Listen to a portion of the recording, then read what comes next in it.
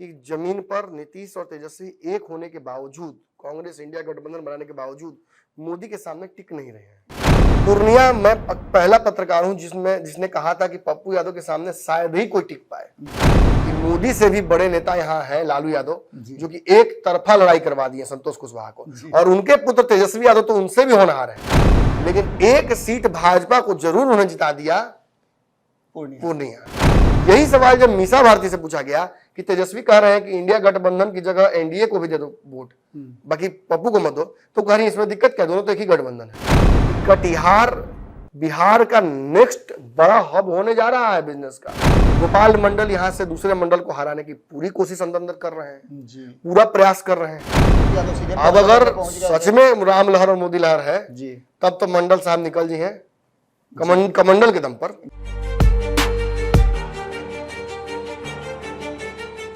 नमस्कार, एक बार फिर से आपका बहुत बहुत स्वागत करते हैं। पंचनामा देख रहे हैं आप, और ये पंचनामा विशेष है इसलिए कि दूसरे चरण का आज प्रचार खत्म हो जाएगा।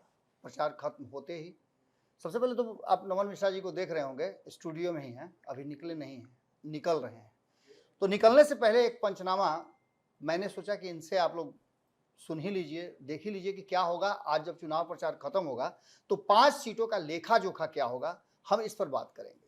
5 सीटों पर गहरी पकड़ रही है इनकी, लगभग सभी सीटों पे इनकी टीम ये खुद जा करके वहां देखे हैं कि वस्तु स्थिति क्या है, जमीनी स्थिति क्या है। तो इन 5 सीटों में किशनगंज, कटिहार, पूर्णिया, भागलपुर और बांका, इन 5 सीटों पर सबसे बड़ी बात जो है वो हम थोड़ी देर बाद नमन जी बताएंगे। लेकिन इस पूरे 5 सीटों के अगर समीकरण की बात करें तो समीकरण में पूर्णिया सबसे ज्यादा हॉट सीट बना हुआ है। हम पूर्णिया की बात बाद में करेंगे, पहले बांका से हम शुरुआत करते हैं। बांका एक ऐसा सीट रहा है नमन जी जिसमें 2 बार से गिरधारी यादव पिछली बार भी जीते थे और इस बार भी जीते हैं, और दोनों बार उनके सामने जयप्रकाश यादव ही रहे हैं। हालांकि गिरधारी यादव के रिकॉर्ड की बात करें तो इससे पहले भी 2004 और 2096 में वो चुनाव जीते हैं। इसके अलावा जयप्रकाश यादव भी 2014 में चुनाव जीते थे। आपको पता है कि मोदी लहर में इनका अब ऐसी स्थिति में जो आपकी टीम ने देखा है जमीनी हकीकत को, बिहार की जो राजनीति है, जिस तरह के बयान आ रहे हैं, उसके आधार पर क्या लगता है कि बांका में किस तरह के परिणाम आ सकते हैं? देखिए, प्रथम दृष्टया मैं एक बात बोल दूं, मतलब पिछले 2.5 सालों से हम चुनावी यात्रा पर हैं जी। मैं इस लोकसभा चुनाव को लेकर बिहार में कई सीटों पर लगातार घूमता रहा हूं। मैं उन पत्रकारों में से हूं जो शुरू में ये बात स्पष्ट कह रहे थे कि जमीन पर नीतीश और तेजस्वी एक होने के बावजूद, कांग्रेस इंडिया गठबंधन बनाने के बावजूद मोदी के सामने टिक नहीं रहे हैं। जो लड़ाई लड़ने की तैयारी चल रही थी, उस लड़ाई में नीतीश कुमार के हट जाने के बाद से ये गठबंधन और कमजोरी हुआ है। नीतीश के हटने के बाद मैंने बताया था कि डोमिनो इफेक्ट हुआ, जिसकी वजह से बाकी दलों को भी ये लगा कि जब नीतीश नहीं है तो हम यहाँ क्यों रहे। नीतीश को तो ये लोग प्रिविलेज भी दे रहा था, फिर भी वो नहीं रह रहे हैं। क्षेत्रीय स्तर पर नीतीश कुमार ने एक समीकरण दिया था कि कांग्रेस के साथ मिलकर चुनाव जो लड़ा जाएगा तो हाइपर लोकल लेवल पर जो पार्टी है वो कांग्रेस को डिक्टेट करेगी, वो बताएगी कि कांग्रेस को कितनी सीटों पर चुनाव लड़ना है। नीतीश तो नहीं है, लेकिन लालू जी उनकी कमी महसूस नहीं होने दे रहे कांग्रेस को, वही डिक्टेशन चल रहा है उनका। और इतना जरूर कहूंगा कि महागठबंधन अपने मूल स्वरूप से काफी बदली है मांझी और बाकी लोगों के जाने के बाद, लेकिन मुकेश सहनी के आने के वजह से अंतिम समय में थोड़ा सा एक अपर एज मिल जाता है तेजस्वी यादव को, क्योंकि मुकेश सहनी खाली हाथ नहीं आते हैं। वो एक बहुत बड़े समाज का वोट लेकर आते हैं, ट्रांसफर कराएंगे, ये हिम्मत भी मिली उससे तेजस्वी को, और ट्रांसफर कराएंगे तो ये लड़ाई कई सीटों पर एक तरफा हो जाएगी। अब इस पूरे घूमने के दौरान मैंने 3 सीटें आपको बताई थी बाबा, जो नाक रगड़ने के बावजूद भी एनडीए जीत नहीं पाएगी। मुझे लगता है कि विश्लेषक के तौर पर आमूलचूल परिवर्तन करने पड़ेंगे इन सीटों में। वो पहली सीट थी समस्तीपुर, दूसरी थी बांका और तीसरी थी जहानाबाद। मैंने आपको कहा था बाबा, आपने देखा समस्तीपुर में आमूलचूल परिवर्तन हुआ। बिल्कुल, हर तरीके का एक्सपेरिमेंट वहां हो रहा है। महागठबंधन तो अपने लेवल से लास्ट में उतरी प्रत्याशी लेकर, और वो भी इसलिए क्योंकि उस एक्सपेरिमेंट को एब्जॉर्ब भी नहीं कर पा रही थी महागठबंधन। क्या होगा, कैसे होगा, उतर जाने दो, देख लेते हैं क्या करते हैं। पूरा सिस्टम जो है एनडीए का उतरा हुआ है समस्तीपुर से सामूहिक को जिताने के लिए। जी उसके सामने चाह कर भी मजबूत प्रत्याशी आईपी गुप्ता थे, उनको नहीं उतार पाई कांग्रेस। जी या हो सकता है कि कांग्रेस को मन ही ना हो, प्रदेश अध्यक्ष डायलेमा में रख रहे हो। जी जी अंततः खबर आई कि सनी हजारे चुनाव लड़ेंगे। जी देखिए यहाँ अभी भी लड़ाई एक तरफा ही है, क्योंकि सनी हजारे अभी जस्ट आए हैं। जी सनी हजारे आने वाले 2-3 दिनों में क्या करेंगे उस पर डिपेंड करेगा। ये सारा मतलब इफेक्ट करता है इन बता 5 बता सीटों बात। ये तो एक रही बात। दूसरा, जो बांका की सीट है, इस पर इस बार परिस्थितियां बदलेंगी। पे। जी उम्मीद जताई जा रही है कि वहां जो वर्तमान सांसद है उनके खिलाफ तगड़ी एंटी इनकम्बेंसी है। और उनका एक वीडियो भी वायरल हुआ था बीच में। वीडियो वायरल हुआ है, बहुत सारी चीजों में इन्वॉल्व रहे और क्षेत्र में भी कम समय दिया है। जी वो पूर्णिया सीट और जहानाबाद सीट जदयू के लिए किसी तरीके से त्रिकोण जो है ना, ये फंसा रहा था नीतीश कुमार को पूरी तरीके से। जी और इस बीच में कई सीटें इस जद में आने वाली थी, जी लेकिन फिर भी इतना कुछ के बावजूद भी प्रत्याशी बदले नहीं गए तीनों जगहों पर, तो खामियाजा तो भुगतना पड़ेगा ना। बिल्कुल। और इस बार लालू यादव और जयप्रकाश यादव ने जो मेहनत की है इस सीट पर, याद होगा बाबा, मैं शुरू से बोल रहा हूं और अभी भी मैं बोल रहा हूं कि बांका सीट अभी भी जी पूरी तरीके से मजबूत है महागठबंधन की तरफ। तेजस्वी यादव ने बहुत कम रैलियां की बांका में, जी महागठबंधन ने बहुत कम ताकत लगाई बांका में, लेकिन फिर भी बांका उस बच्चे की तरह है जो कम दूध पीकर भी पहलवान बन जाता है। बिल्कुल सही बात आप कह रहे हैं। नमन जी, दूसरा जो सीट है वो कटिहार है। इस सीट पर भी लड़ाई कड़ी मानी जा रही है, क्योंकि एक बार 5 से 7 बार जो चुनाव लड़े हैं, 5-5 बार जीते हैं तारिक अनवर, उनके साथ दुलाल चंद गोस्वामी की लड़ाई है। दुलाल चंद गोस्वामी पिछले 2019 में अच्छा खासा मार्जिन से जीते भी थे, और इसके साथ साथ उन्होंने 5 साल तक लोगों के बीच में रहने का काम किया है। सबसे बड़ी इस सीट पर जो लड़ाई है वो है, यहाँ मुस्लिमों की आबादी अधिक है, तो क्या इस बार अपने काम के बदौलत या और किन परिस्थितियों, क्योंकि आपने वहां समय भी दिया है, कटिहार में क्या परिस्थिति है और क्या दुलाल चंद गोस्वामी इस बार फिर से पार पा जाएंगे? देखिए, चुनावी यात्रा के दौरान सबसे ज्यादा समय मेरा सीमांचल में बीता है। जी जब दूसरे चरण में चुनाव था तब भी पहले चरण में मैं वहीं गया हुआ था। जी इसलिए गया हुआ था क्योंकि सीमांचल में पूर्णिया में रुक जाने से मैं बगल में आधे घंटे की दूरी पर कटिहार है, जी 40 मिनट की दूरी पर अररिया है, फिर 1 घंटे की दूरी पर किशनगंज है। जी इन सारी सीटों को मैं देख पाता हूँ, ऑब्जर्व कर पाता हूँ, और बहुत कीनली मैंने देखा है। जी पूर्णिया मैं पहला पत्रकार हूं जिसने कहा था कि पप्पू यादव के सामने शायद ही कोई टिक पाए, जी और मेरी रिपोर्ट है, जाकर देखिए कि चाह कर भी संतोष कुशवाहा हैट्रिक नहीं मार पाएंगे। मोदी भी उतर जाएंगे तो नहीं जिता पाएंगे। लेकिन मुझे क्या पता कि मोदी से भी बड़े नेता यहाँ हैं, लालू यादव, जो कि एक तरफा लड़ाई करवा दिए संतोष कुशवाहा को, और उनके पुत्र तेजस्वी यादव तो उनसे भी होनहार है। अपने एक सीट जीतेंगे कि नहीं जीतेंगे 19 की तरह कोई भरोसा नहीं है, लेकिन एक सीट भाजपा को जरूर उन्हें जिता दिया, पूर्णिया। अंतिम समय में जितना ताकत वो लगा रहे हैं और जिस तरह से कमजोर करने की कोशिश कर रहे हैं पप्पू यादव को, खैर राजनीति में ये सब होता रहता है, दुश्मन ही ना है पप्पू यादव, उनके दोस्त थोड़ी हैं, लेकिन दुश्मन अगर 2 हो और आप कह रहे हो कि ज्यादा जरूरी भाजपा को हटाना इस देश से है, आप एक तरफ कह रहे हैं ज्यादा जरूरी भाजपा को इस देश से हटाना, और दूसरी तरफ आप क्या कर रहे हैं, पप्पू यादव को हरा दो, भले भाजपा को दे दो। और उस पप्पू यादव को जो अपनी पार्टी का विलय, विशेष बात यह है कि यही सवाल जब पता नहीं इनके पूरे परिवार में समस्या क्या है, यही सवाल जब मीसा भारती से पूछा गया कि तेजस्वी कह रहे हैं कि इंडिया गठबंधन की जगह एनडीए को भी दे दो वोट, बाकी पप्पू को मत दो, तो कह रही इसमें दिक्कत क्या, दोनों तो एक ही गठबंधन है। वो कह रही है कि दोनों एक ही है। मतलब कहीं ना कहीं देखिए कंफ्यूजन एट अटर मोस्ट लेवल। जी बिल्कुल। और हम कटिहार की बात के माफ किया, हम डिरेल हो गए, वहां चले गए, लेकिन कटिहार में जो समीकरण है वो बड़ा सिंपल है। तारिक अनवर कटिहार में कभी कांग्रेस कभी एनसीपी करते रहे हैं, कांग्रेसी वर्कर उनको एक्सेप्ट नहीं कर पाते हैं, और दिल्ली वाले नेता भी हैं, दिल्ली वाले नेता है तो टिकट लेके आए थे, आसान है उनके लिए, वह कटिहार वाला नहीं मानता है सब। कटिहार में मैं गिना दूंगा आपको गिनती से 20 नेता जो इस बार एमपी का चुनाव लड़ जाते तो जीत जाते वहां से। मैंने प्रेम राय से लेकर जो विधायिका वहां पर रही हैं, देखिए नाम में पूनम पासवान, उनको भी टिकट मिल सकता था वहां से, लेकिन पार्टी ने किसे चुना कि भाई मुसलमान का एक बड़ा वोट बैंक है ना, इसलिए तारिक कुछ को दे दो। अब मैं बताता हूं आपको क्या है, मुसलमानों की जनसंख्या वहां 40% के आसपास है, थोड़ा कम ही होगा, ज्यादा नहीं होगा। 60% किसकी जनसंख्या है? निश्चित रूप से हिंदुओं की है। तो अगर आप पोलराइजेशन करते हैं मुस्लिम वोट का 40% एक तरफ तो 60% किधर जाएगा? निश्चित रूप से दुलालचंद गोस्वामी की तरफ जाएगा। दुलालचंद गोस्वामी की स्थिति क्या है मैं समझाता हूँ। दुलालचंद गोस्वामी यादव में बहुत पॉपुलर है जी। क्यों पॉपुलर है? क्योंकि उनकी शादी यादव समाज में हुई है। जी जी। दूसरी बड़ी बात, ये अकेले एनडीए के प्रत्याशी हैं जो मुस्लिम वोट काटते हैं। और क्यों काटते हैं उसका एक तरीका है, जान लीजिए उसको। दुलालचंद गोस्वामी सुरजापुरी बोलते हैं जी। सुरजापुरी वहां के मुसलमानों का लोकल भाषा है। सुरजापुरी अगर मुसलमानों के यहाँ शादी विवाह होता है, कोई रीति रिवाज होती है, दुलालचंद गोस्वामी वहीं होते हैं। अनफॉर्चुनेटली जिस प्रत्याशी को टिकट दिया गया है कांग्रेस की तरफ से वो दिल्ली में होते हैं। जी जी।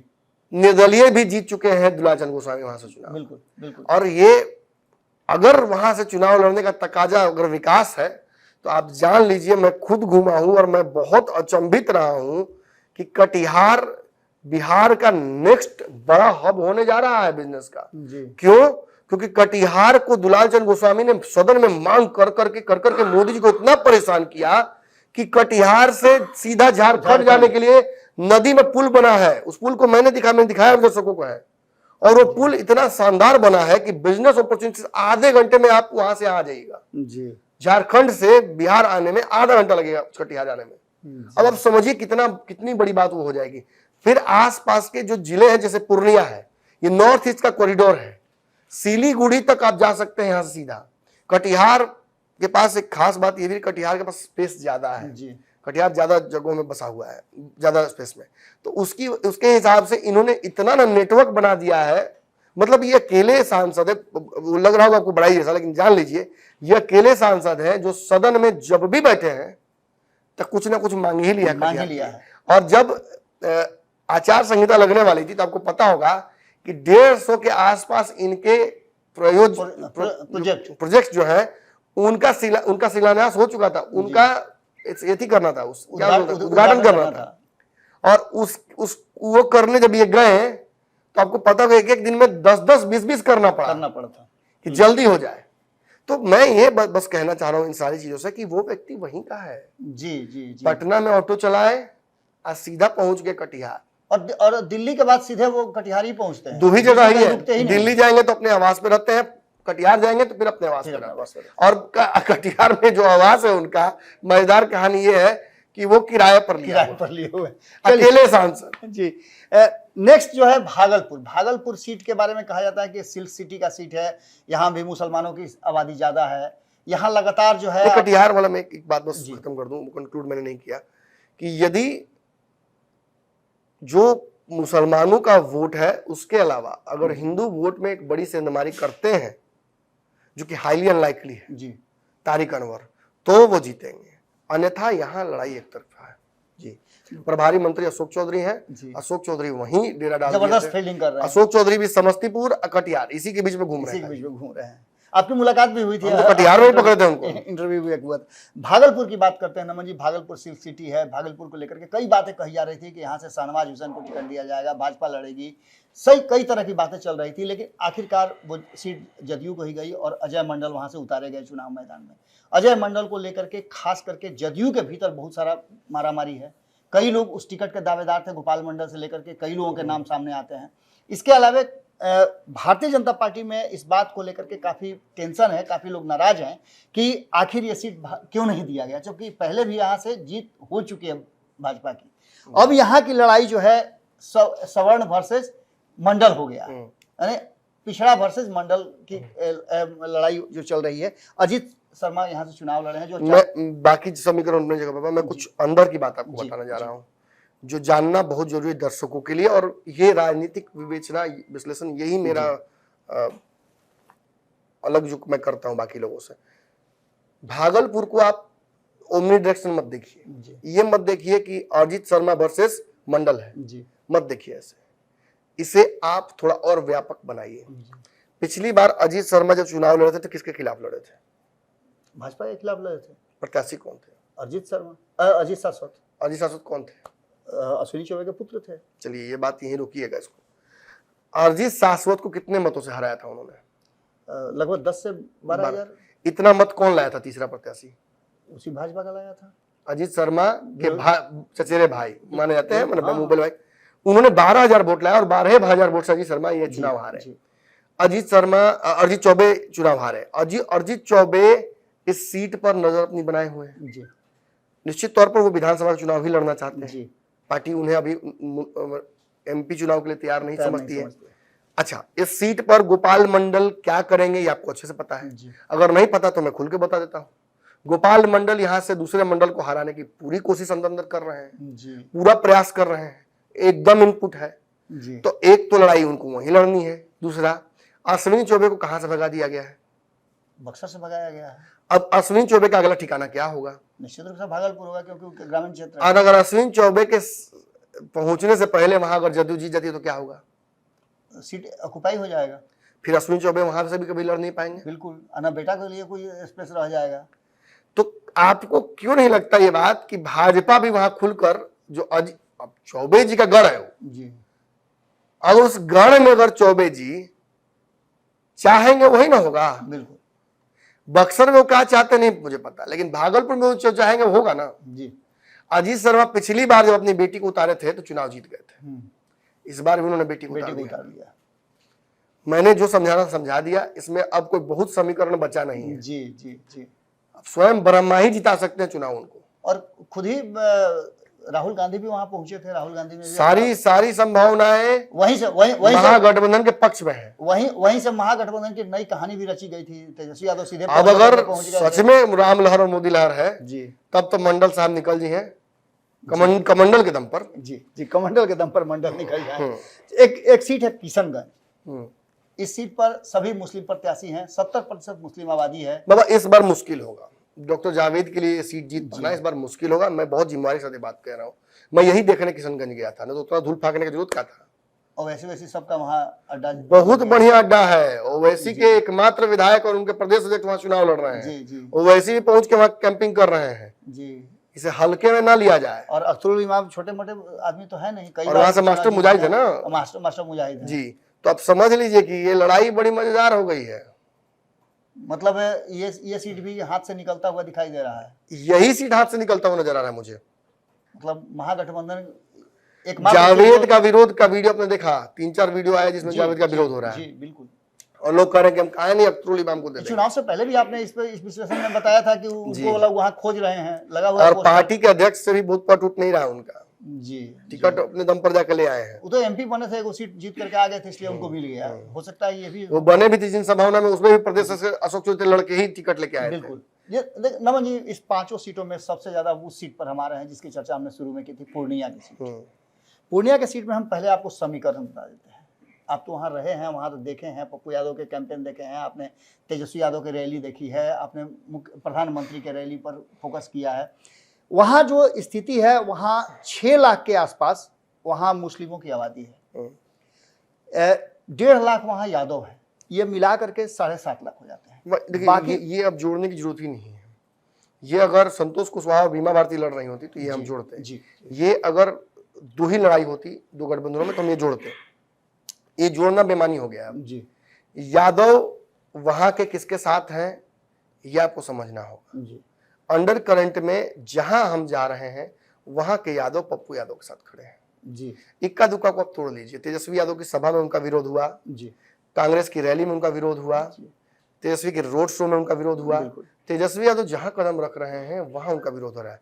हाँ, तेजस्वी यादव इतना कुछ कर रहे हैं पप्पू के खिलाफ, इतना कुछ एक्सपोज भी हो रहे हैं, लेकिन एक जरूर बधाई देना चाहूंगा तेजस्वी यादव को कि इतना फजीहत झेल कर भी वो आदमी टिका हुआ तो है कि पप्पू को हराना जरूरी है। बाकी सब मुकेश सहनी को लेकर के सबको वहां रोड पे उतार दिया, बाकी सब सेकेंडरी है जी।